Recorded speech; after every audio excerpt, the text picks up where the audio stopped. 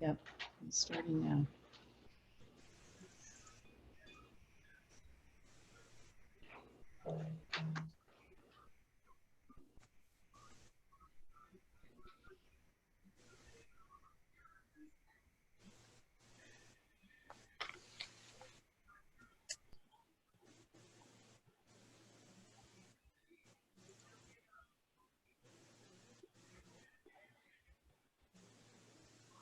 can't be loud. Can I hear you? Yeah, how are you going? Shh.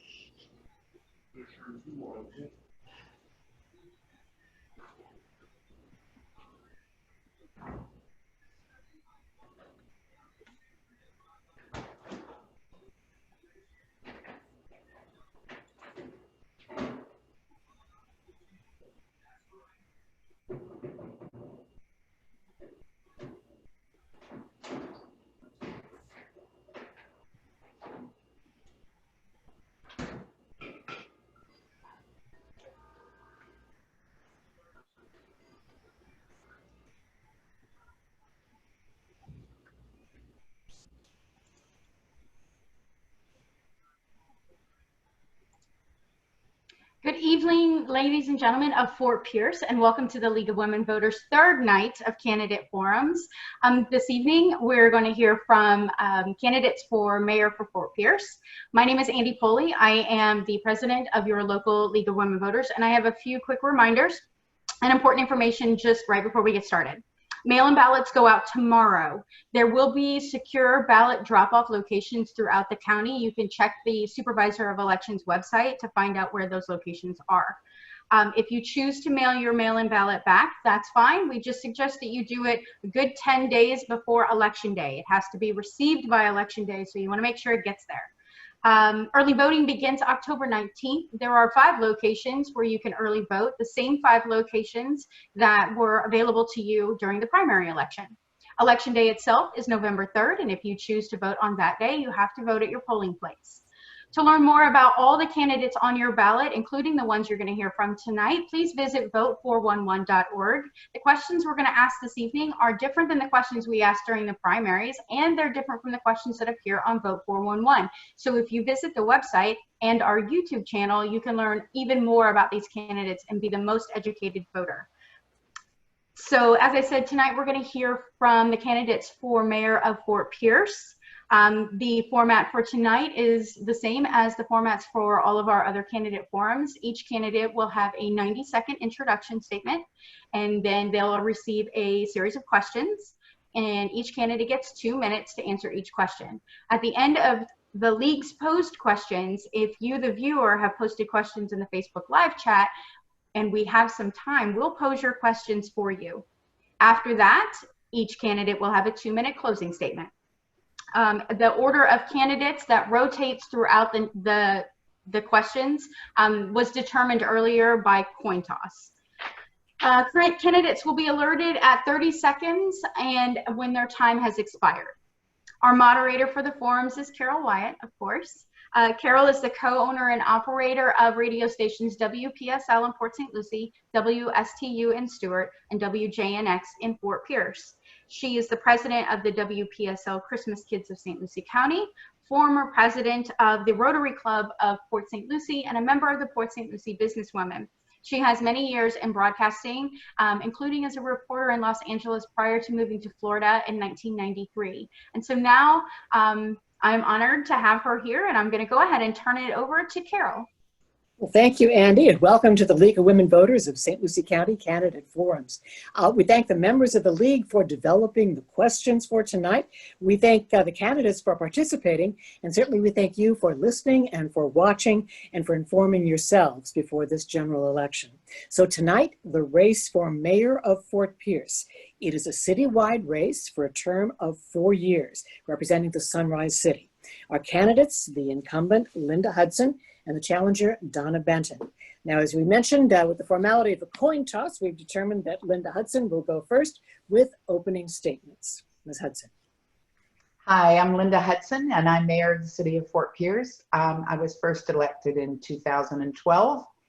I was born in Fort Pierce, and I attended all local schools. I graduated from Indian River Junior College, went to the University of Florida, and then had a career in Chicago, working for the American Medical Association and the Illinois State Medical Society and Association Management.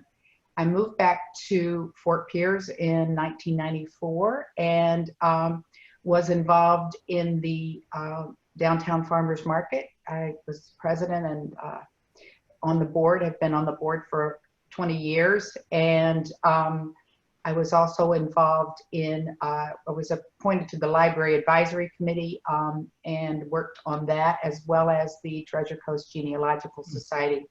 I was on the budget committee for the city of Fort Pierce, a special budget committee for 2 years, 2010 and 2011, and made budget suggestions to the city of Fort Pierce, and ran in 2012 and won by a narrow margin. And so I am a retired full-time mayor, and I spent my first 4 years getting to know the people of Fort Pierce as much as I could, because I thought it was really important to convince the people that I was worth being their mayor. And I was unopposed in 2016, and here we are again, and I'm seeking a third term, and I look forward to it because lots of good things are happening in Fort Pierce. Well, thank you. An opening statement by Donna Benton. I'm Donna Benton, and I'm a 51-year resident of Fort Pierce. I actually came to Fort Pierce when I was 6 weeks old in 1958 and moved here in 1969. My grandparents were the first of the family to move to Fort Pierce, and our grandson now, Rory, is the 6th generation living in Fort Pierce. I went to school here, graduated from Fort Pierce Central, attended IRCC at the time, and went into business in 1977. And I've been in business since. I've run Turnabout Modeling School and Agency, and we went into the floral business, which was quite successful, and we sold that once we had children. Bob and I have been married for 39 years, and we have 2 boys, Kadri and Corey. And Corey is married to Rebecca, and we have Rory as our grandson. I've been in business for 42 years in Fort Pierce, been very involved in the community. I was First Lady of Fort Pierce for 9 years while Bob was mayor, and I learned a lot about the city, and I saw the city growing and the improvements that were made, the infrastructure, and the downtown coming back, and everything that was blossoming and moving forward in Fort Pierce. Fort Pierce is such a gem. It's something that we need to nurture and prosper, and we need to make it the best city along the Treasure Coast. We have that opportunity, and I like to see it move forward. Okay, we're moving to the questions now, and we'll begin with Linda Hudson. The COVID-19 pandemic is still active. We're moving into cold and flu season. If you are elected, re-elected, you will likely need to make decisions about the health and safety of your constituents. So how do you propose ensuring that all Fort Pierce citizens are safe, have adequate health care to manage the long-term effects of this health crisis? So one of the things that we have done so far in the pandemic is provide information to our citizens. And the county has a mask requirement, and we have supported that requirement, and have I've done videos that go on our website and on our Facebook page, urging people to wear masks for their own protection and for the protection of others. I think we would continue to do that. We've done 2 or 3 rounds of testing, offered it for free for people, and encourage them to take advantage of that. I think that we would work with the County Emergency Operations Center, because they are in charge of making sure that in any kind of disasters, making sure that people are taken care of. We also work closely with the health department in terms of following the figures and the numbers. And one of the things that we've done in City Hall is the City Hall's closed to the public right now. If you have to make an appointment right now, you have to wear a mask and you have to, your temperature is taken when you go in City Hall. So we're trying to protect not only the staff, but the public that comes in. I think we would continue those measures and follow along with what the governor's executive orders are to make sure our citizens are safe. Okay, same question to Donna Benton. How would you ensure that all Fort Pierce citizens are safe, have adequate health care?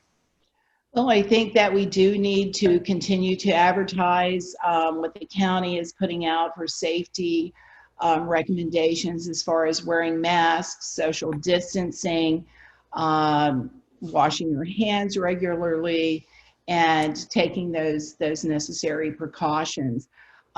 Where the citizens are concerned, especially those without health insurance or those that are in need, we do have the Helping Hands Clinic through the county, and I think that's something that we definitely need to advertise. There's a lot of citizens out there that are not aware that that service is available to them. We need to, again, just keep in touch with what's coming down from the federal level as far as the vaccine that is being developed. We need to stay on top of all of those items. As far as City Hall goes, we need to function. We need to make accessibility to people. And I think as far as the city goes, the website that the city has definitely needs to be updated. Things need to be more online available as far as building permits. We need to make things easier to be accessible to people so that during the pandemic they can stay home. And we have to be able to social distance, which again, we have a meeting scheduled for tomorrow night in the Lincoln Park area. So why?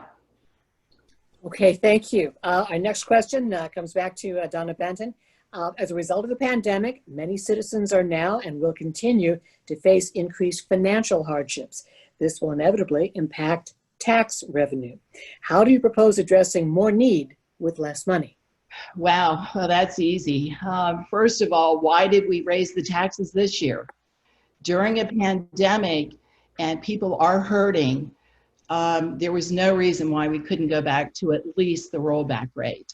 But we just raised the taxes on Monday night. What we need to do as far as our citizens and businesses are concerned is I truly think that we need to become more business friendly. Permits. I have spoken to a lot of businesses in Port St. Lucie and in the county. You can obtain permits, your everyday hot water heater, your AC permit. You can get those online. You don't need to go into City Hall. Things need to be streamlined. We need to start thinking out of the box. We need to utilize technology to expand and to make Fort Pierce and the city of Fort Pierce function well.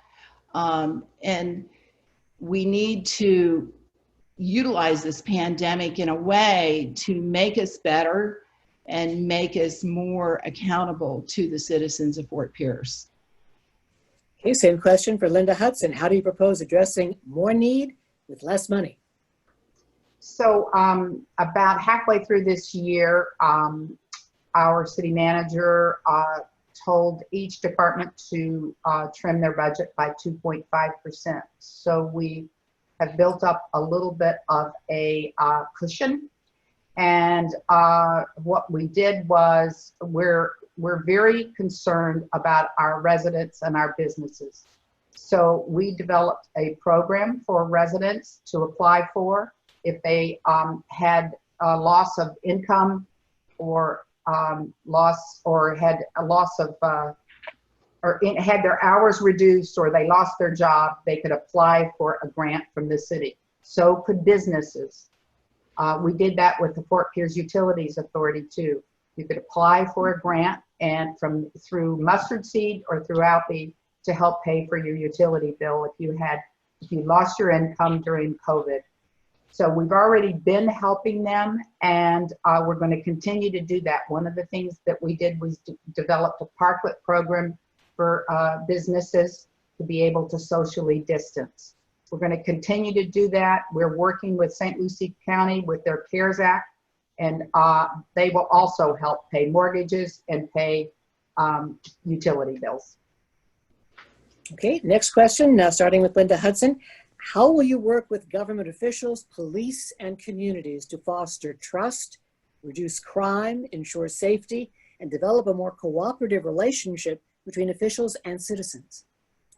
So one of the things that we've done at the city is we created a police advisory board, and each member of the 5-member commission appointed one person to represent them on the police advisory board. And that board was designed to increase communication between the citizens and the police department. And another thing that we did was we are the first agency on the Treasure Coast to have every sworn officer has a body-worn camera. And so what that does is the camera provides transparency for the officer as well as for citizens. And that was a big investment for us. Keeping up the footage, the storage of the footage, and also providing it as a public record is an investment because some of the things have to be redacted because of protection of citizens. So, but that has gone a long way to help with building trust. And another thing that we do is our police department has front porch roll calls. They go out in the community and they go to churches and neighborhoods, and they hold their roll calls, and they interact with citizens in a positive way and interact with children in a positive way to build trust. Okay, same question to Donna Benton. More cooperative relationships between officials and citizens. Well, first of all, 12 years ago, the mayor had said she was going to discuss bringing in the sheriff's department to save money, not only to the taxpayers, but also to make law enforcement more cohesive throughout the city of Fort Pierce and reduce crime. That hasn't happened. I haven't even heard the discussion. In 2016, a report was put together that there was systematic deterioration of the officers' morale and disturbing trend of the misuse of executive power of the police chief. You know, what I would do coming in and seeing what has transpired, the lack of transparency, the lack of writing reports. I've had 4 instances myself through different people and things that have transpired at properties that I manage. The police don't even write the report. That way the numbers can be down. They just kind of slough it off. We need to address crime as crime. We need to work together with the sheriff's department. We need to have those hard discussions. A lot of our good officers have already moved to the sheriff's department. We have some great dynamic officers. We need foot patrol, we need neighborhood patrolling, and we need to work together and give our officers the support and the recognition and give them the respect that they deserve, that they're working each and every day out there for the community. So we need to bring that together, and transparency is definitely a must. Okay, thank you. Next question, beginning with Donna Benton. The effects of climate change are projected to significantly impact Florida and its shores. These impacts can hit lower socioeconomic areas harder than others. How will you ensure environmental justice for all citizens of your city? Well, first of all, I'm going to bring back Tree City, USA. You know, we've been designated Tree City, USA. We have ordinances on the books, and we have codes on the books. When you put in a business, you put in trees, you put in landscaping, you help the environment. We have a new 7-Eleven, the third gas station on the corner of Four Corners at Edwards Road and 25th Street. They took down the most gorgeous, beautiful oak trees and put up a parking lot. We need to enhance business. I don't know if anybody's ever been to Hilton Head, North Carolina. They have a Walmart. The parking area is pine tree needles. We've got to embrace our city with the environment. We have to keep the trees. We have to replace the trees, and we have to bring our corridors and make our environment compatible. You know, we do have rising water. The tide was over my dock this afternoon. So we need to go back to stop putting in the concrete, rebuild among the trees, put in the landscaping, and be friendly to the environment and enhance the city. Okay, same question for Linda Hudson. Climate change and ensuring the environmental justice for all citizens.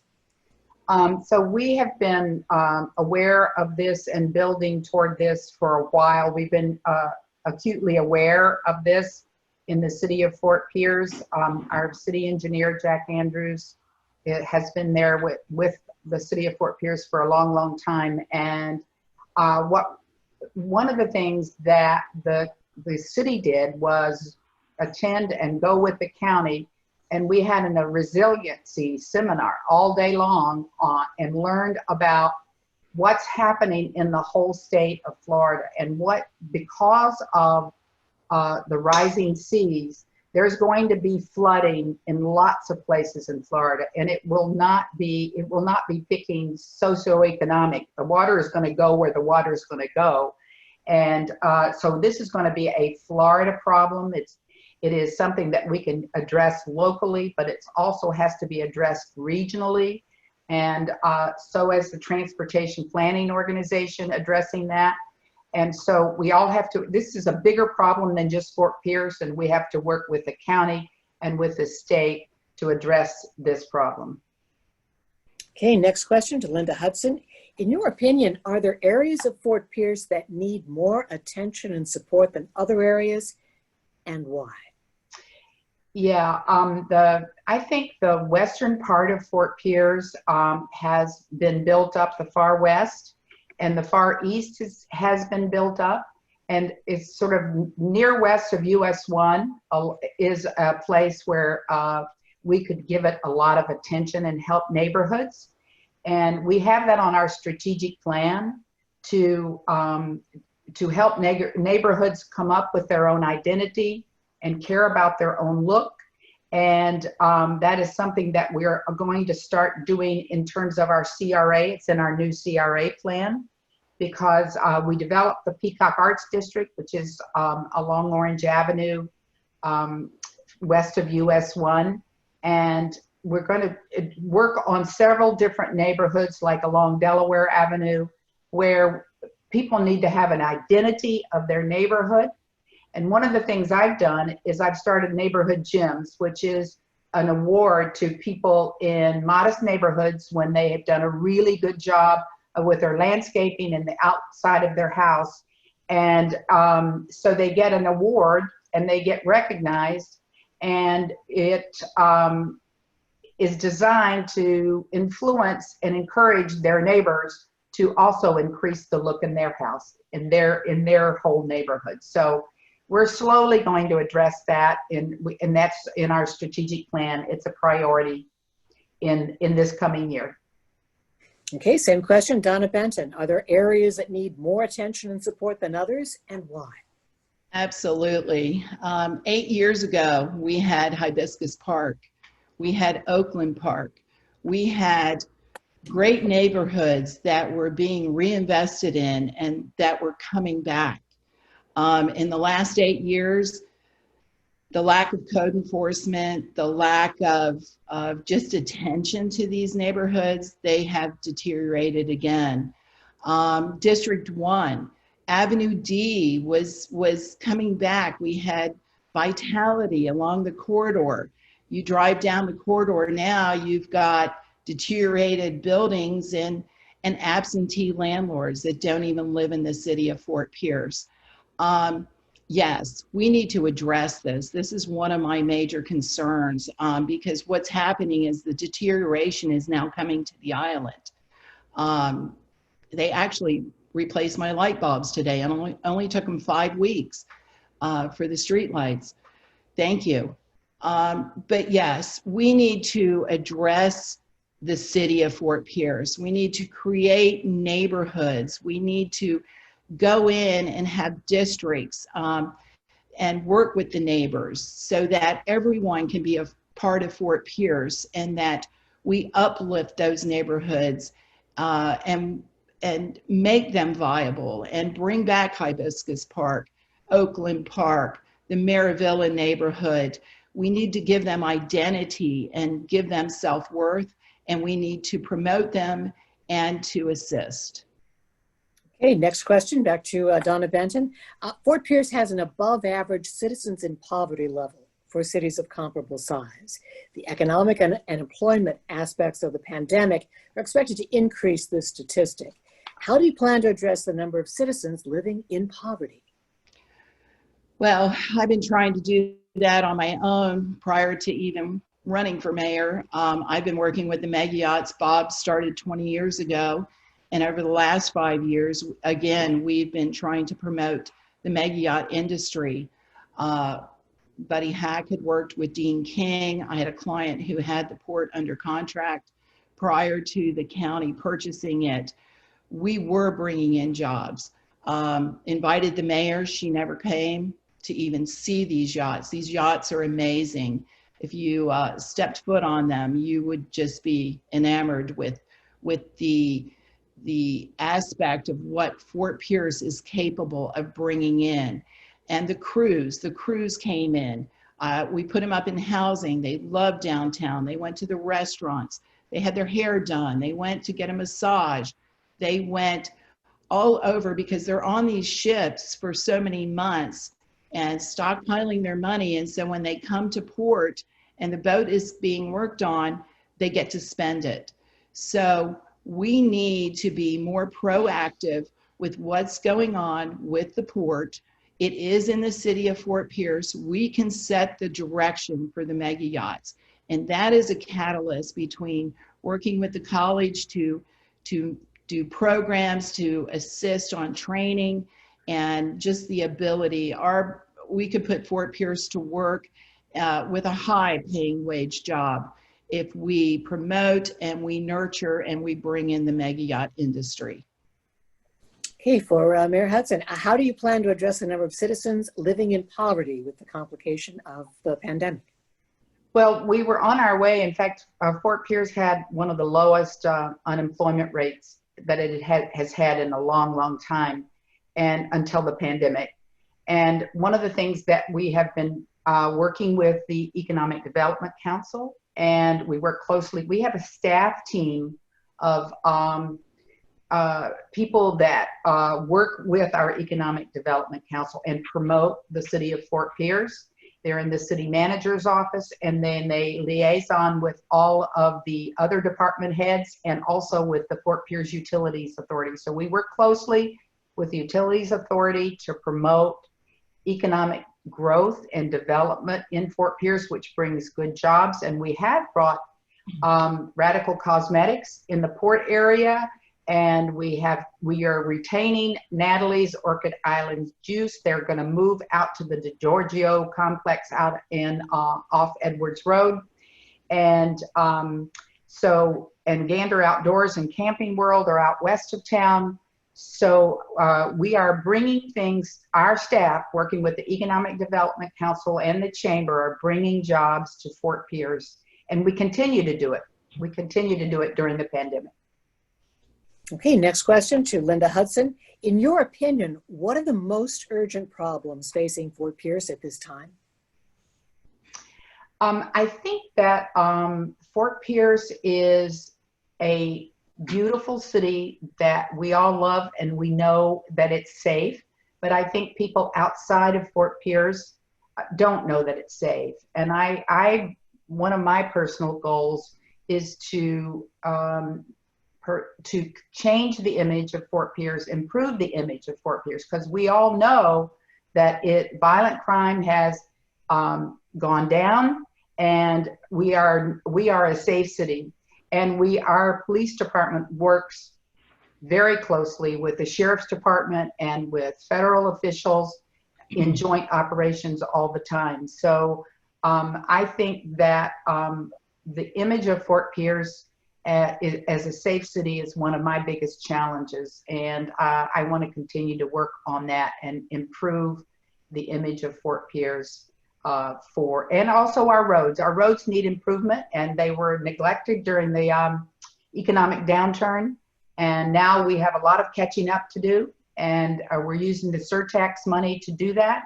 And we're going to be resurfacing a lot of streets and fixing a lot of streets and fixing the Citrus Avenue overpass. So fixing and catching up with the infrastructure is another big urgent need. Okay, same question to Donna Benton. In your opinion, what are the most urgent problems facing Fort Pierce right now? Well, I think crime, definitely. The mayor says it's going down, but there were 3 cars stolen right on the beach within a week and a half. A gentleman across the street had his truck broken into.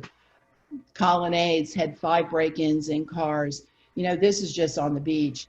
I've met with some people in District 1, and, you know, they have shootings 2 to 3 times a week. They hear gunfire. So crime is an issue. It's something that we can't ignore. It's something that we have to address. When the mayor when she was elected mayor, you know, crime was at an all-time low in Fort Pierce. The stats I just pulled up, we're 30% higher than the city of Port St. Lucie. You know, that's an issue. That's a problem. It's why people don't want to move to Fort Pierce and they don't want to come here. So that's major. The other issues that I think are facing Fort Pierce are the high taxes. I mean, we are now the highest taxing district in the state of Florida. You know, people don't want to come to a city that is deteriorating, that has poor corridors to drive into with high taxes and high crime. So we need to change that image, but first we need to change the statistics and change the whole idea of Fort Pierce and better our neighborhoods and create the dynamic gem that we really are and make it truly a gem when it comes to numbers with that transparency and get people, policemen on the streets and make us viable. Okay, next question for Donna Benton. If a corporation with numerous high-paying skilled positions was looking to relocate or to expand, what benefits of Fort Pierce would you highlight to convince them to move here? Oh gosh, Fort Pierce has so many highlights to come here. In fact, John Jakes, I don't know if anybody's familiar with the chairlift, the chair that goes up the stairs. Okay, he sells one every 7 seconds.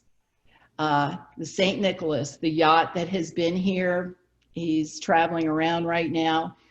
He actually would like to buy Indian River Terminal or the port area from the county, and he wants to bring his business that has 300 jobs and relocate that business to Fort Pierce. He has seen the gem that we are and the possibilities that we have. You know, our waterfront is something that doesn't compare to many. When you drive over the bridge and it looks like the Bahamas, it's beautiful. So we have that, and we have the industrial park. We've got the airport. I mean, we've had NASCAR drivers that fly into our airport and go to the Bahamas and bring in their jets. So we have so many assets between fishing tournaments, between the airport, between our waterfront, the possibilities we have with industrial development. there's so many areas that you can really sell businesses that want to come here. And some really are wanting to come here if they just have the opportunity. Okay, next, same question to Linda Hudson.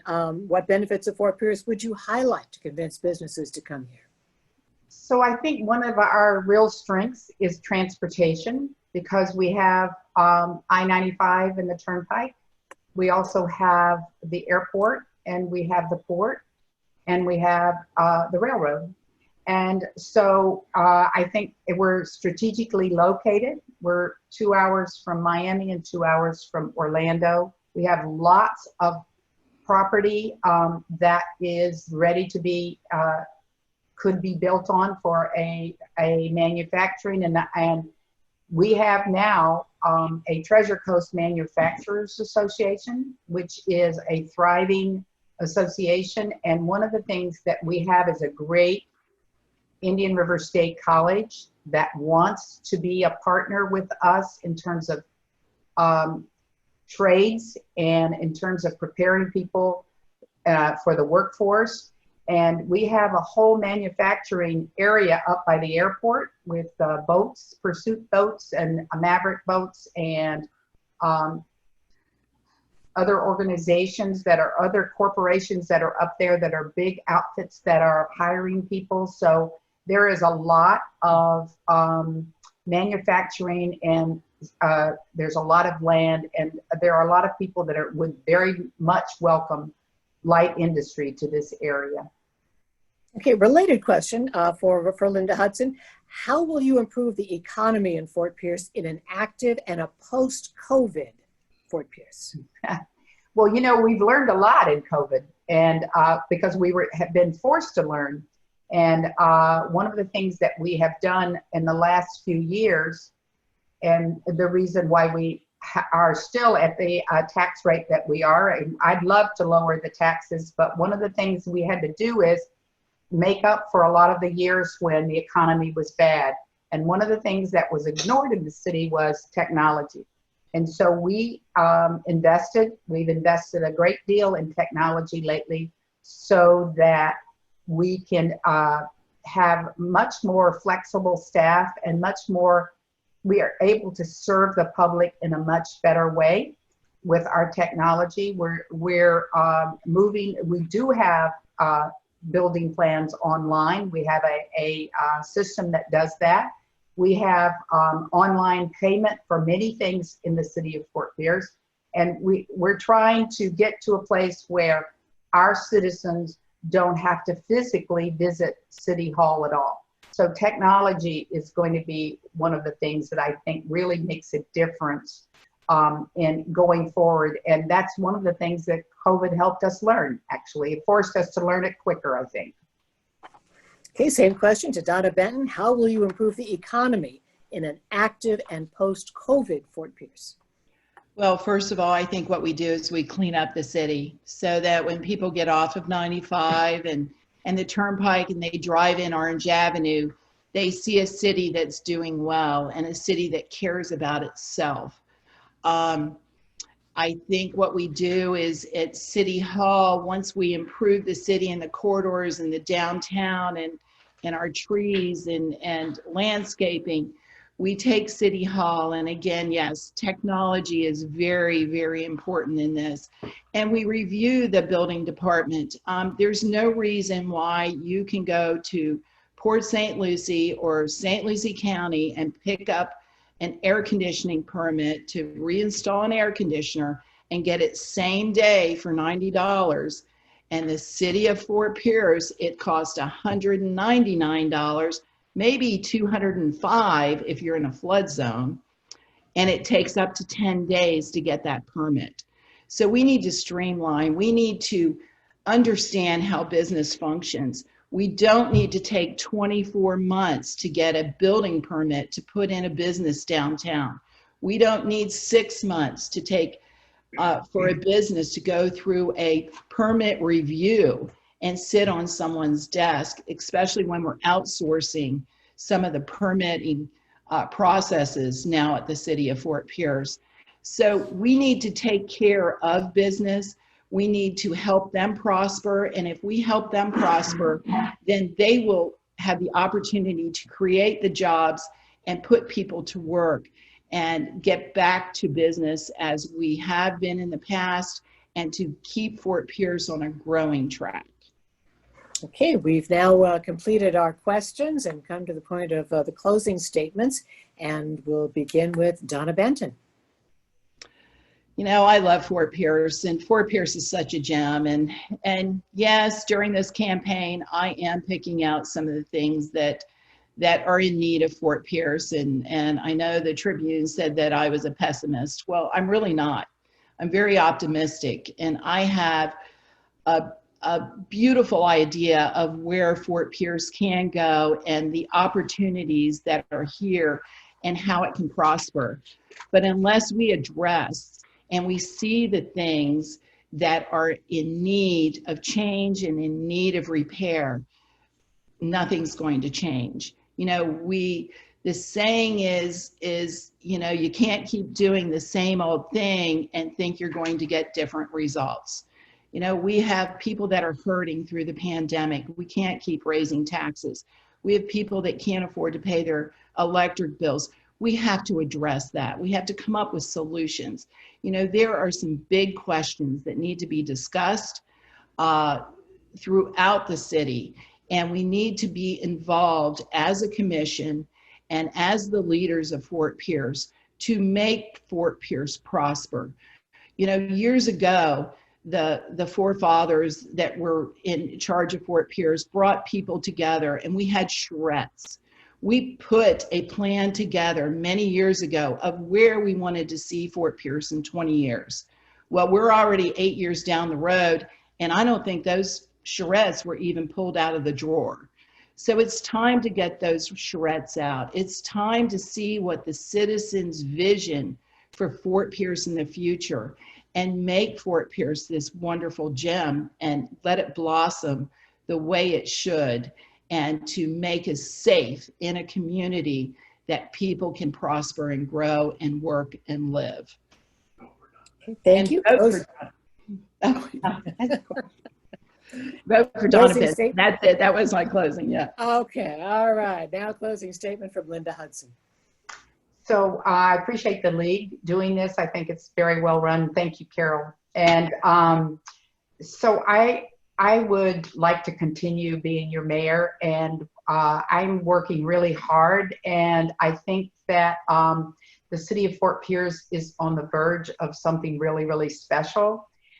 We've got a lot of attention on Fort Pierce, and there are many, many ways that we can make Fort Pierce better. And one of the things that we do is we do involve our citizens in almost every decision we make. And we do citizen surveys. We believe in citizen input, and we have had a number of public meetings prior to the COVID, and getting citizen input and getting citizens involved. We've never had so many people want to serve on our boards and committees than we do now. It's very competitive because people really want to be a part of Fort Pierce.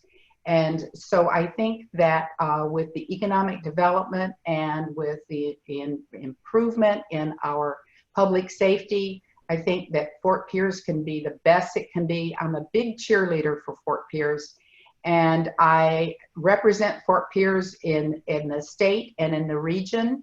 And I want people to know that we are on the move and on the move up, and we are one city. We're working together, and for all of our diversity in the city, the commission works well together, and I appreciate their respect, and we make good decisions, and we bring a good consensus to Fort Pierce. So I'm proud of my commission and proud to serve, and I hope that you will vote for me on November 3rd. I want to thank both Linda Hudson and Donna Benton for being with us today, the candidates for mayor of Fort Pierce. Certainly thank you for being here, and thank everyone for listening and watching and becoming more informed. It is important. Andy? Thank you, Carol. Thank you, candidates, and thank you, viewers, for joining us this evening and learning a bit more about the candidates that will appear on your ballot this November. We again encourage you all to visit vote411.org to learn more about these candidates and the other candidates that appear on your ballot, as well as the 6 amendments that will appear there. You can also hear this or share with your friends that these candidate forums that were conducted this week will air on WPSL beginning at noon on Saturday. And thank you, Carol and the radio station and Greg, for making that happen for us. We really appreciate that. It helps get the message for all the candidates out to the public as well. The census is still active. Please complete it if you have not done so already. And thanks again. Don't forget to vote. Good night, everyone. Thank you. Good night.